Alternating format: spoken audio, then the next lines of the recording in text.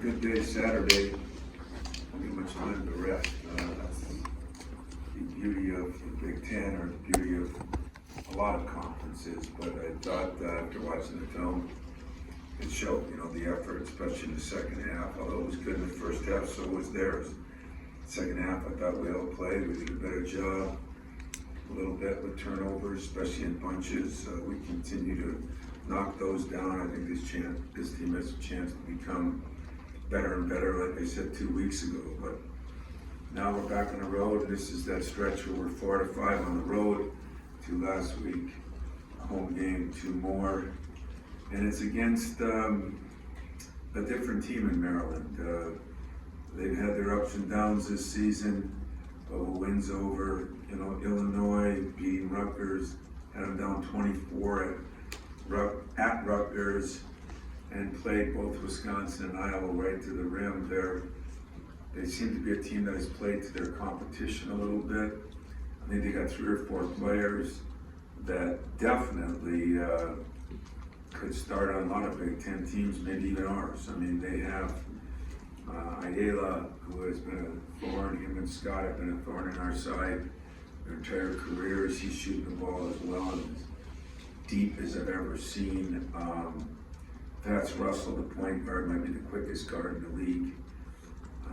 Watched the Rutgers game where those 2 guys went like 10 of 15 from 3, which is an amazing number.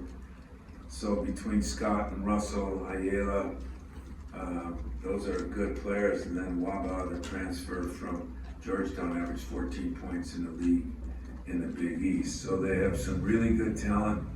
They were ranked in the preseason. Yes, they've had a coaching change, and Mark's not there anymore. Danny Manning's a good coach, a good guy. I think he's trying to do a job that's not easy. My main concerns right now are keeping dribble penetration contained, especially with Russell and Ayala. And Scott, like I said, has hurt us from the threes, 6'7", kind of 3-4 man. That's caused some problems. And maybe the last and final problem is they've made 16 more free throws than their opponents have shot. And that means they're getting to the foul line, I think, 70, 80 more times than their opponents, which is 60 more times than their opponents, which is a huge number. So defending without fouling, not turning the ball over, and containing dribble penetration, which leads to those kickouts for threes, would be what we have to do. And I'm kind of anxious to see myself if we matured any, that we come off a big win and get right back at it. Practice yesterday was pretty good. It's not that we did a lot physically, we did a lot mentally. I thought the focus was good. Turn around, leave today, and play tomorrow, so we'll see. You kind of alluded to it there, but I think it was after the Illinois game or somewhere in there you talked about being consistent, especially in this whole stretch. Mm-hmm. What are some of those things that are going to be important going into tomorrow to avoid that kind of up and down? Well, turnovers will be one, of course, but I think consistent play defensively, and then do we get the ball moving on offense? Yesterday we had one of our best offensive practices, and I thought against Michigan we moved the ball better, we got open shots. If you defend well and rebound well, then you get your break on, which is very important to us.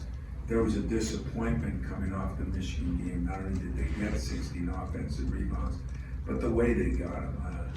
Our lack of cutouts at a couple positions was something that yesterday we worked on, and today we're going to really go after, because that was poor on our part. So what you hope to do in games, you hope to win them all, of course, but in basketball, as I've said often, you hope to play better. I thought we did a lot of things better in the last game. A couple we didn't do well, we're going to try to correct them, and then get consistent on those things.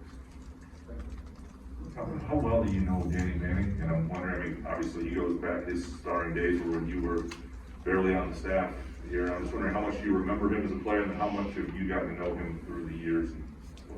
I know Danny pretty well. you know, when he was at Tulsa and Wake Forest and even Kansas. I mean, great guy. I mean, and he's one of the good guys who was a very good player. But, you know, talk about a tough situation he placed in the middle of the year. When you got a team that was ranked coming in, and then you got a team that has some players but has to put them together, because you got a transfer point guard, you got a transfer center.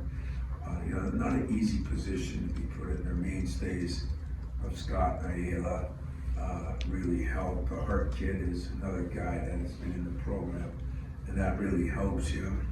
But as far as what they run, how they play, I think they're well coached. I think they were well coached before. It was a strange situation what happened, one that I'm embarrassed as a college, in our profession, that these things are happening during the year. It's the nature of the beast, and I think Danny's doing the best job he can do under the circumstances. And I'm sure they're running the same thing. Him and Mark were good friends in their Kansas days, so I don't think he's changed a lot in that respect. It's just, as I always say all the time, it's not the X's and O's, it's the Jimmys and the Joes, and how do you motivate kids to do what they're supposed to do. And there's times he's done a really good job of it, and they've lost some tough games. You know, 3-4 point game to Iowa on the road, a close game to Illinois, Wisconsin at home, a 1 point game. They played good basketball. Their record is not indicative of their talent or you know, the basketball they play. Tom, last year these guys just seemed like kind of a tough matchup for you, personnel-wise. The rosters on either side changed enough that you're hopeful that, you know, it'll match up a little bit? You know, they lost the one kid who transferred to Marquette, but it's true, you know, it was a bad matchup for us. It's still not great, but it's better because I think we're better defensively. I think with AJ and Tyson, you know, we're better equipped at the point, and Max and Jay Nakins, I think, better equipped to handle Ayala, who is a load. I mean, he's a very good player. Key matchups, I think we'll get our 4 spot with Joey Malik and Scott, because Scott has been playing really well at times. He creates where he can shoot the 3 and then he can take it to the basket, so he can do a little bit of both. Now, I know you want to win them all, but if I offered you in early November, 16-4 going into triple, would you take it? Yes. You know, I think I would have. You know, when I looked at our preseason schedule, you know, some things go up and some things go down. You know, Louisville's struggled. That's a very talented team that was ranked going in. You know, Baylor and Connecticut have been everything you ordered. Kansas has been, you know, very good. I mean, it was a good non-conference schedule. It's been Big Ten has not changed any. You know, there's so many good teams in this league, and you know, my heart and hat goes off to Northwestern. I mean, not because they beat us, they deserve to beat us, but they got to be the best 2-9 team in the history of basketball. I mean, every coach I talk to says, man, Northwestern, you know, you watch all they lose games down the stretch, and it's not bad coaching, it's not even bad playing, it's just some incredible things that have happened to them. And so when they're at the bottom of our league, call every coach in our league, ask if you want to play them, and they're one of the 2 or 3 teams at the bottom. So I've always said I think the mark of a good league is not the top. Our top is pretty good. I don't know if we look at it as off the charts good, but I don't know who you look at that way. I mean, it's not Kansas, they just got beat by 20 at home. It's not Baylor, they lost 3 out of 5 games. It's, you know, Duke, I don't know as much. I haven't seen them as much this year, you know. So I think what you got is a lot of really good teams, and the Big Ten's got 5 or 6 of those. But it's the middle and the bottom of the league that really determines how good the league is. And that's an automatic win like there have been other years. So yeah, I am pleased where we are at 16-4. And as dumb as this sounds, I'd probably be more pleased at 14-6 if I thought we were being more consistent in doing the things we gotta do. That's gonna help us be a great team by the end of the year. That's the encouraging part of the last game. I thought we made some strides. we'll see if we can continue to do that. It's obviously the stretch you mentioned earlier about the fourth or third game out of 5 or 4 of the 5 on the road. This building in particular has been a tough one to play in because the crowd has been so insightful. I wonder how much maybe having that crowd here the other night plus the 2 previous road games will help you guys go into that. Well, I think, we are getting a little more mature, which you have to be to win on the road. As far as our home, that place hasn't been like that in 3-4 years, but I think we all know the reasons for that. So I was very pleased with the way we played, but I was really excited about the way our community, our fans, that was a win for Michigan State and maybe East Lansing more than it was a win just for our program. And I think those are important factors. I've said all along, and those cardboard cutouts last year just didn't make it, and it's good to have everybody back, and yet when you get them back, they have to relearn how to be. I thought that game helped a lot. Hopefully it'll help us as we go on the road now, and then when we come back home. But going on the road is tough, and hard to say what Maryland is like now. Used to be one of the tougher places to play. I know in Rutgers, Iraq is still one of the toughest places to play, so it'll be interesting to see how we do. We talked a little bit about Max after the game the other day, but just for a freshman, the maturity that he's shown, he could have a couple bad shooting games, and that doesn't seem to really affect him like maybe it would some first-year guys. Just talk about how he's able to kind of still be a guy who can still contribute other ways, and how he's able to just kind of keep that even keel even when there's some issues shooting the ball at times. And his even keel isn't as even as you think. I mean, his demeanor looks like it, but like when he misses a shot or he doesn't play, but he is mad. And but I think it shows the maturity that he's able to say, I shot poorly. The world hasn't ended, Early on, that was a problem. He was taking every missed shot to heart. And we had a lot of talks about that Michael Jordan misses 50-some% of his shots, and he's one of the greatest. I mean, Steve Kerr misses a high percentage of his shots, So I think Max, he takes everything in like a sponge. I mean, what I'm most impressed with Max about is he never let his shooting affect his game. That's a big, big thing especially for scorers to do. And he's, again, continually showing where we're bringing him off more ball screens now. We're trying to keep bringing his game along slowly. But I had to say the best thing that happened to him was failing a little bit early, which is almost unallowed anymore. Yes, a guy can struggle early. He did struggle early. He shot the ball poorly early. But his defense has been something way beyond where I thought it would be. And now he's starting to come off ball screens. He's starting to add things to his game, which is going to really help him and help us. So, I'm critical of people that don't do what they're supposed to do. It's hard to be critical of Max because he's always trying to do what he's supposed to do. I love that about him. I'm gonna emphasize real quick. There was a clip too, late in the game the other day, him kind of talking, I think it was Diabate or somebody kind of giving him, it seems like he had that image of the guy that's very calm, but that showed a little bit of fire in the guy that, you probably don't mind that a little bit. I kind of, when he was coming over and the ref said something to me, I said, what the hell are you doing? Then I found out a little more of the story. I said, good job. Proud of you. So I do think that's all part of the growth pattern that God, I wish more people would allow these kids to grow, fail and have some success, fail again and have some success, and then get where you're more consistent, and that's the way it's supposed to be. I think the hardest thing is the kids that don't fail early. If you want to call failing starting playing 30 minutes a game, but he wasn't playing as good. He wasn't shooting the ball as good, I should say. And it's fun to watch those guys grow, but you watch Max around here. I told you then he was shooting 25% from the three. I said he's the last guy I'm worried about, and that's because what he shows me every day. So hats off to Max. There's a lot of excitement, obviously, that was surrounded Keon's basket, and he showed his athletic ability pretty well there. But have you given any thought? Will you sub him in a little sooner than the closing minutes, considering what happened?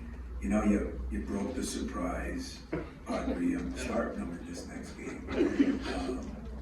Whatever position he wants. You know, I'm not making fun of you, but I'm telling you that I think Keon, and I told Mel this. I mean, Mel and I recruited him together. It's not a surprise that he's a good player. And some of you guys that followed him in high school, I mean, he had some monster games.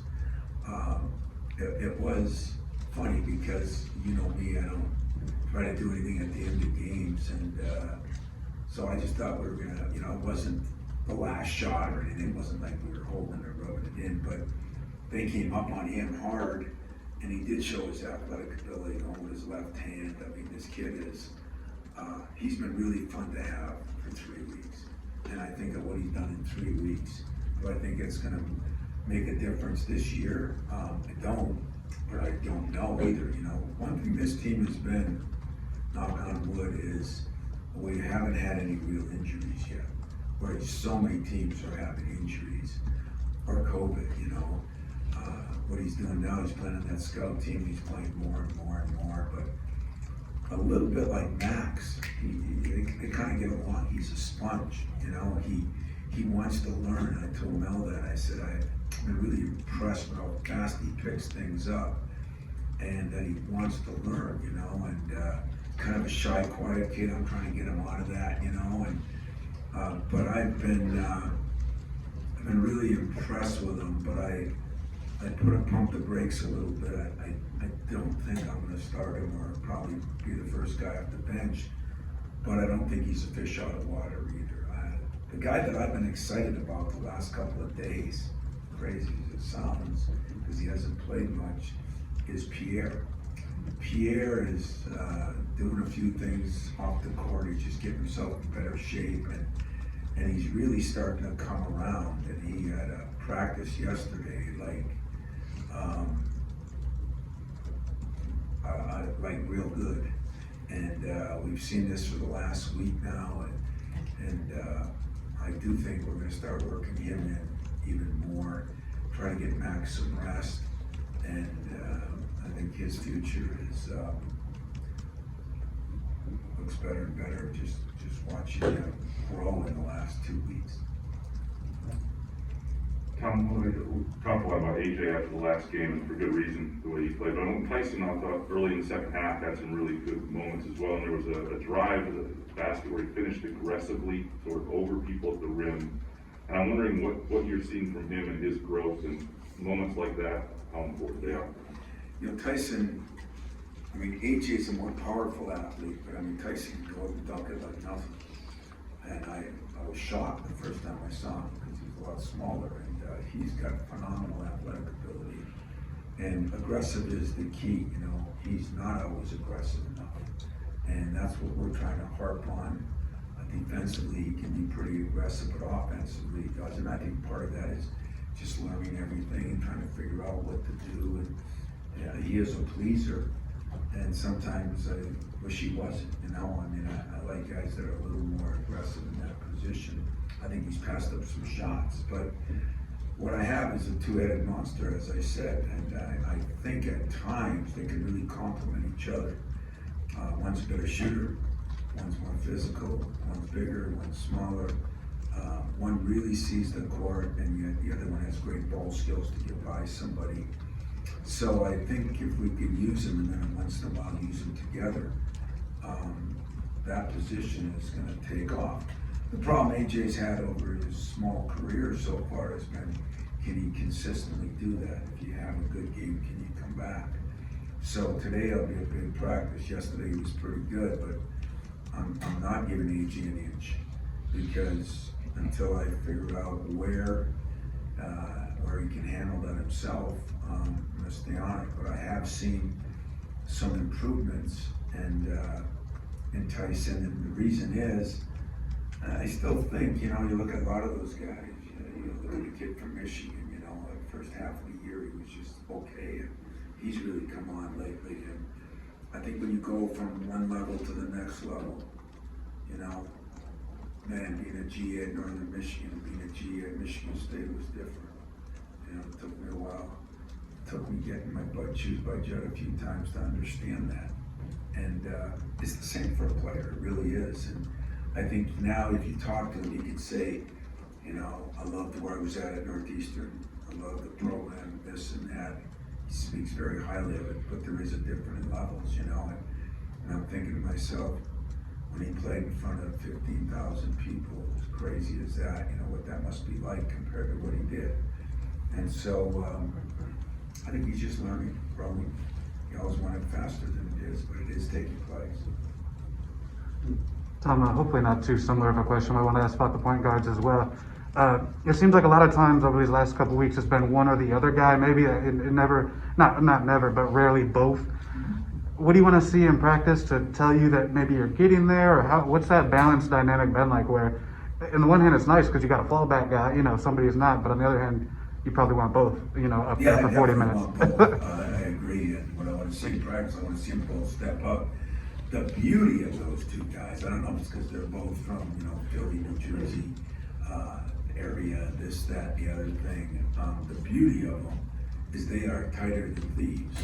You know, they're really good friends, and it's been, I mean, they really do help each other, and that in competition is a good thing. You know, it'd be like having two quarterbacks. All the difference is sometimes the backup doesn't play. We know this going to play, and they love playing together, and I think we're morphing into that a little bit more. But you know, I just think that they've just got to keep improving on their consistency. And in AJ's case, sometimes I think he thinks he's conquered it when he has a good game. And conquering something is, what is it? You do it 21 days in a row. You know, and that's kind of what we're looking for from him. Can he consistently do that? Tyson, on the other hand, I think it's just a matter of learning the difference in levels and trying to live up to playing against people that are, you know, when he drives in there and goes in the air, even though he's a good athlete, when a guy's 7 foot is different than when a guy's 6'7". I mean, he's running against. So just learning, it's just going to take some time. I know they got into foul trouble late, but what did you see looking back on the defensive job that Marcus and Julius did in that game? And were there things that can translate against Dickinson to the big guys you face here in the next few weeks? Well, as you know, they're all a little different, and you know, we chose to have one game plan against Dickinson. It could be a different one the next time we play them, to be honest with you. We chose to have different ones against different teams. We just don't go in doing the same thing all the time. I thought there were some good things we did, but I also thought, you know,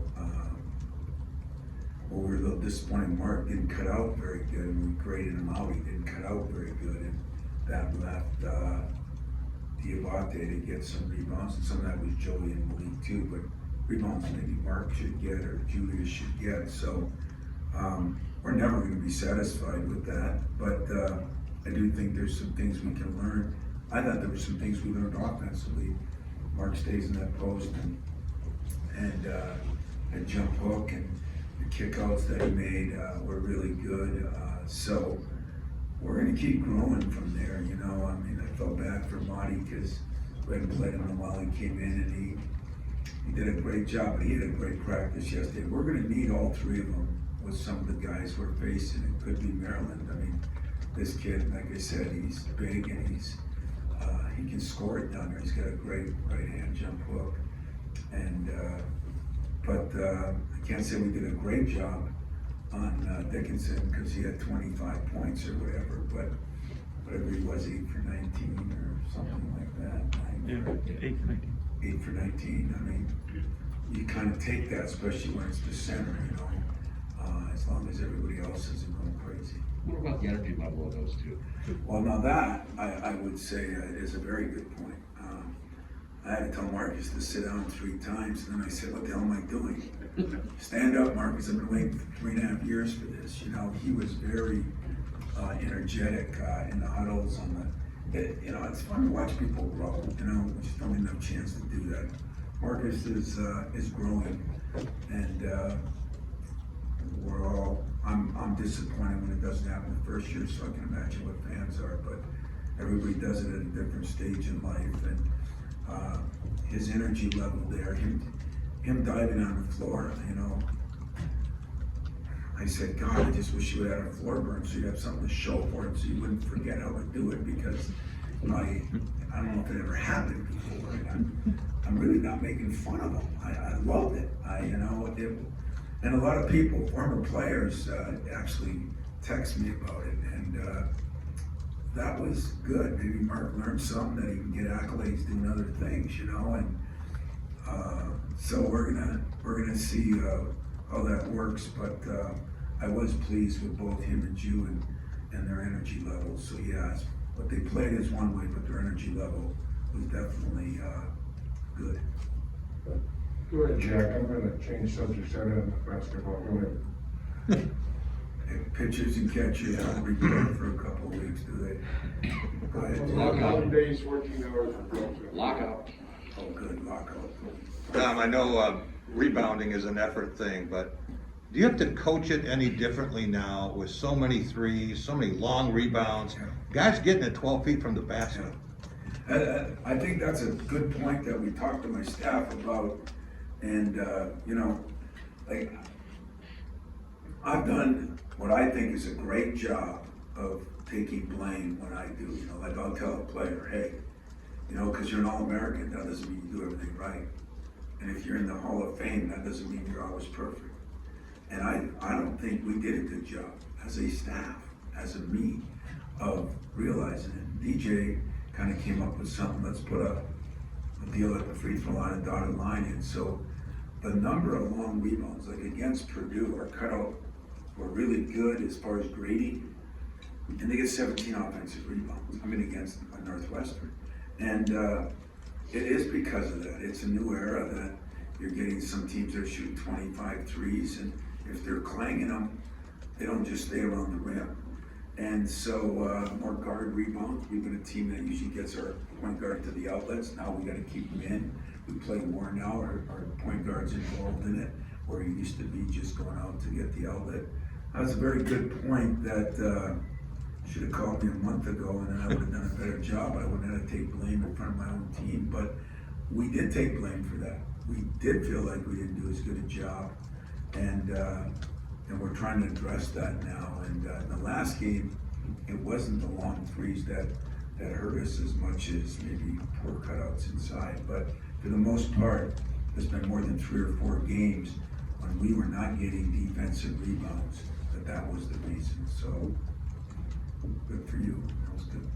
This may be a reach. Baseball. No, football, your favorite sport.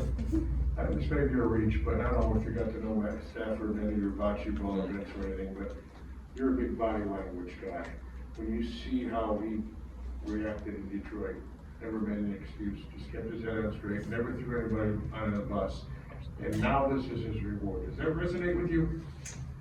You know, I sat there and watched the end of that game last night. We worked till about 9, and when I got home, and I showed his family up there, you know, and his wife, and he came to, I think, 2 games, and I didn't know him very well, met him once. But I watched what he did when he left the Lions. And the class and the way he handled that, to me, was he's getting exactly what he deserves. And how good a quarterback is he? You know, everybody's going to debate that. But I thought he played very well the stretch that I watched last night. But I am happy for Matt Stafford, the person. You know, it's something that I'll use with my team. I saw one of his interviews. We're going to play that for the team. You know, there's always things you can pick up. And Matt Stafford would be one that he showed class when he was at the Lions. He showed class when he left the Lions. He hasn't ballyhooed himself. You don't see him talking about himself. He does his job. And yet, body language, when you watch the number of players that came up to him when he was supposed to get his interview, I look at that as the ultimate compliment. You know, like, they had an appreciation for what he's been through. And that was cool. I enjoyed it. Tom, sorry to shift things back to the basketball, but I wanted to ask this, when you look at the film of Maryland this year and that transition from Mark to Danny, have you seen that Danny's put his own spin on things, or are they basically keeping the exact same concept that they had from the first 8 games? I know you're new here, but the UP accent is killing me right now. Get that thing straightened out here. But you know what? I think Danny's trying to do similar things. I mean, you can't change the players, but like I say, it's not all in what you're running. It's kind of how do you motivate people to do what they're supposed to do, and if you can consistently do that. And I think they've been a little up and down probably in his mind, but they seem to be up for the big games, and that's what concerns us. We looked at that this morning as a staff, but Danny's had some good teams. He's been involved in some great teams as a player, and great teams as an assistant. When Beta Tulsa struggled a little bit at Wake Forest at times, but so did everybody else, you know. And so I think he's a good fit, because it's got to be hell on wheels out there when you change coaches in the middle of the year. And I think that there's been a smooth transition. I think it helped that him and Mark were good friends, so it wasn't like one was backstabbing the other. And yet the difficult situation, I've not seen a lot of change, but I can't say that I watched film from way back either, because when there is a change, you focus in on his 8 or 10 games, 6 or 8 games that he's been the coach. So I do think they played some teams really well. They've won a couple of big games. They've lost some tough games, and I'm sure this will be a big game for them. But it now, when you get near the second half of the season and you're in the hunt, you're in the world. There's still a lot of games left. I mean, I heard somebody say on TV last night in the Big Ten, you could lose a game if you don't handle it right. All of a sudden, you lost a month, and that can happen. And it could happen to us. It could happen to a lot of teams. So every game's a big game for us now, because we put ourselves in a position where, at the halfway point, we have a chance. My goal here every year is to win a Big Ten championship. My real goal is with 2-3 weeks left in the season to be mathematically have a chance. We're not quite there yet, but we're getting closer to that. And that's what we're trying to do. Any memories of Danny from that 86 game? My only memory from that 86 game is telling Judd the clock wasn't starting, because that was my job, keep an eye on the clock. And he telling me to, I'll just say shut up. Okay, I'll make it easy. And then I said, the clock's not running. And that's when he went down and pulled the Bobby Knight and pounded his hand on that phone, jumped off the thing. And of course Larry got the technical, because his whistle or whatever, the ref's whistle, he was going like this and caught that. It was a bizarre thing, but I don't really talk to Danny about that a lot over the years. I think we did once or twice on the recruiting trail, but no, I think the clocks have been fixed, so I think we'll just try to win the game and not worry about the clock. So you guys have a good time, and we'll try to go out there. And the weather, who knows about the weather? Anybody check the weather? We're gonna have trouble getting back, I think that's the problem. Oh, really? There it's fine, but the snow's coming here Wednesday. Oh, really? We might just stay up. We might have to Would you guys just stay out there if that ends up the case, maybe? Oh, nice excuse for your wives.